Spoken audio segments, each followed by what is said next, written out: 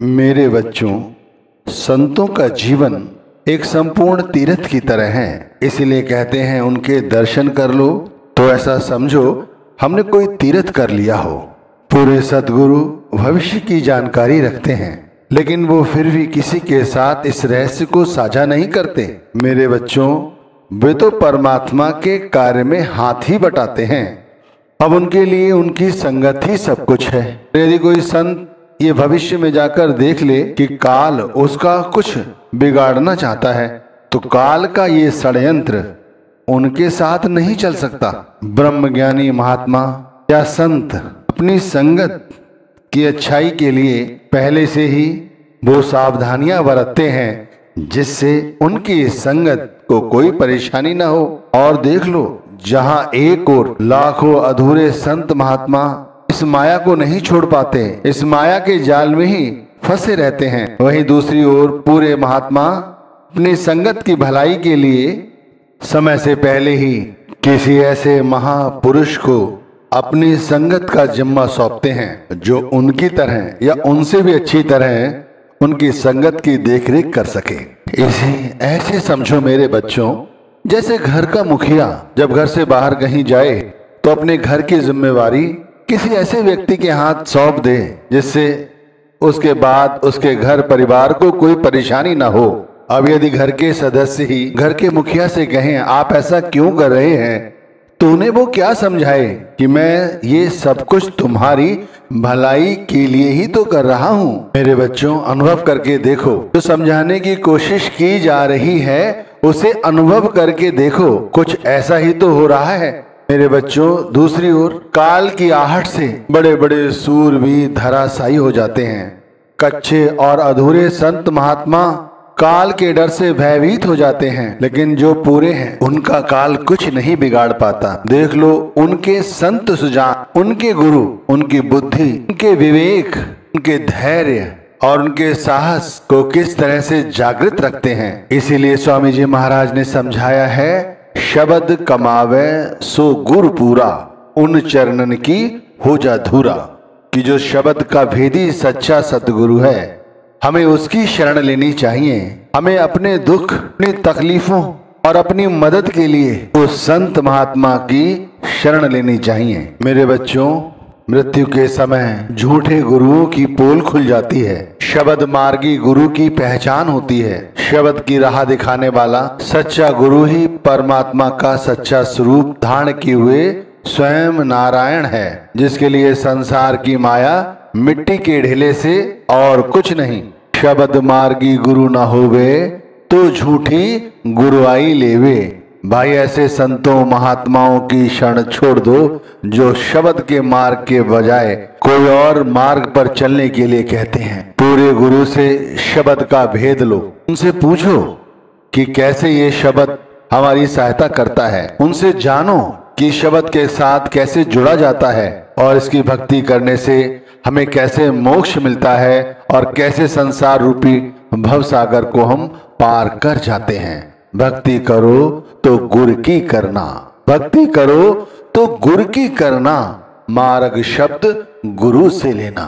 यदि भक्ति ही करना चाहते हो कि इस जीवन को कुछ बना लें, यहाँ से खाली हाथ ना जाएं, तो मैं कहता हूँ शब्द स्वरूपी गुरु की भक्ति करना।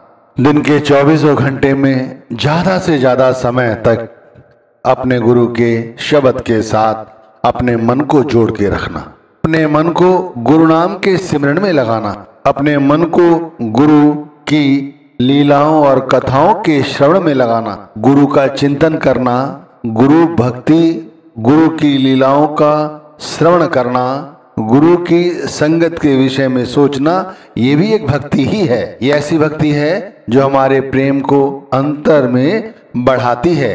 भाई, पता नहीं कितने जन्मों के बाद ये नर्तन मिला और कौन सा कर्म हमारा अच्छा था जिस कारण से हमें वक्त के पूरे संत सदगुरु ने अपना लिया।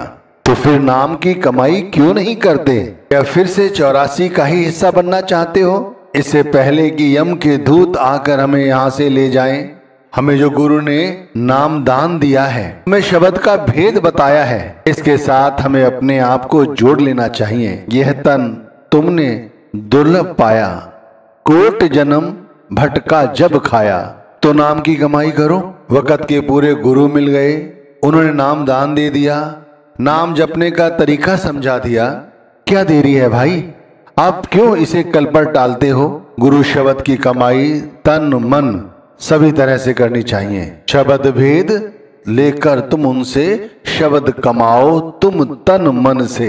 शब्द का भेद ले लिया, अब पूरी मेहनत से जुट जाओ और नाम की कमाई करो। जैसे भी हो नाम के साथ अपने आप को जोड़ के रखो। घर परिवार की देखरेख भी करो। जो कारोबार दिया है मालिक ने वो कारोबार भी करो। यदि कोई नौकरी मिली है तो नौकरी भी करो।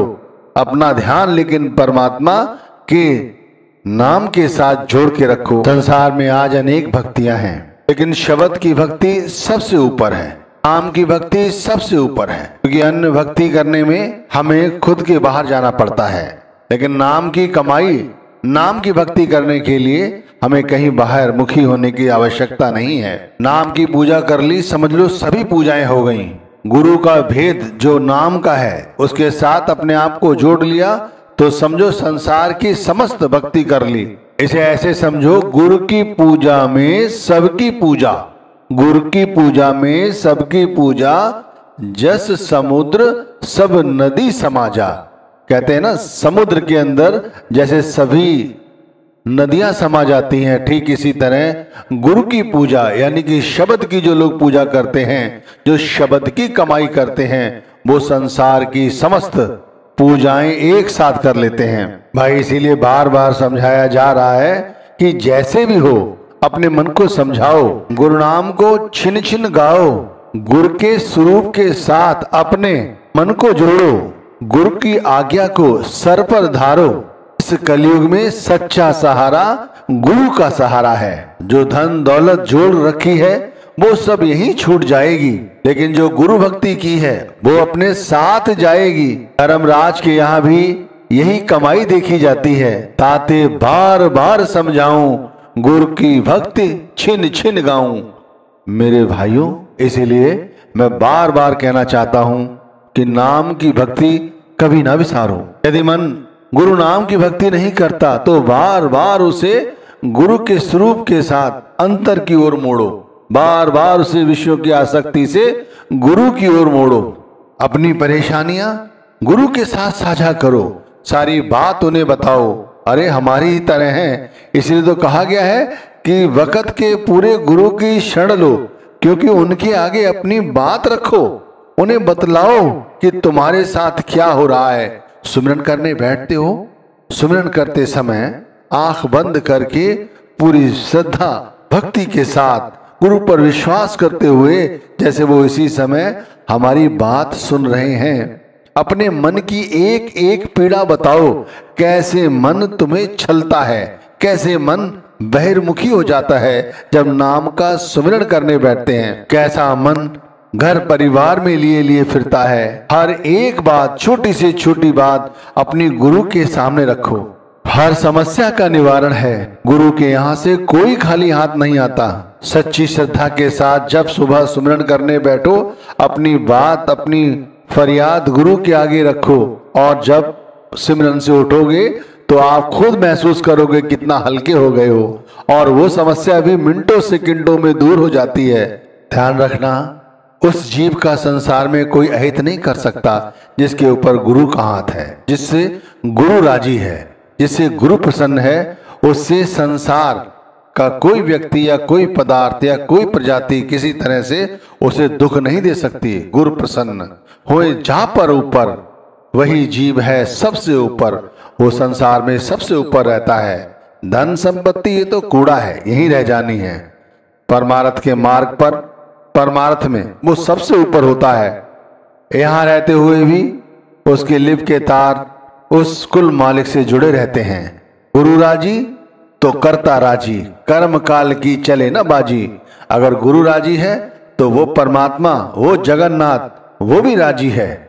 यहाँ पर किसी तरह से काल की कोई बाजी नहीं चलती भाई। इसीलिए ये सत्संग समझाया और फरमाया गया है कि जो गुरु कर रहे हैं सिर्फ बारीकी के साथ निगाह रखो और विश्वास रखो, वो हमारा कभी भी अहित नहीं होने देंगे, हमें कभी भी दुखी नहीं देख सकते, चाहे वो यहां रहें या ना रहें, लेकिन शब्द स्वरूप में वो हमेशा ही हमारे साथ हैं और हमेशा ही हमारे साथ रहेंगे। आप खुद विचार कर